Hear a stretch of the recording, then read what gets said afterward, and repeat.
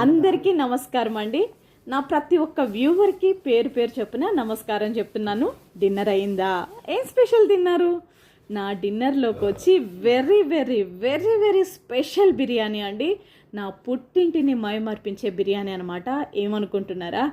నేను అమ్మ వాళ్ళ ఇంటికి వెళ్తే అమ్మ అమలాపురం విష్ణుశ్రీ హోటల్ నుంచి బిర్యానీ ఆర్డర్ చేసేవాళ్ళు. ఫ్రైడ్ పీస్ బిర్యానీ అండి. చాలా అంటే చాలా టేస్ట్గా ఉంటుందన్నమాట.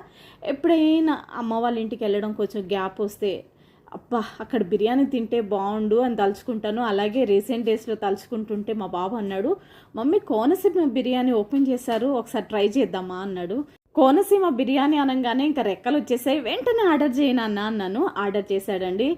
బిర్యానీ వచ్చింది. ఇంకా ప్లేట్లు వేసుకున్నాను. ఆ స్మెల్కే ఫిదా అయిపోయాను అనమాట.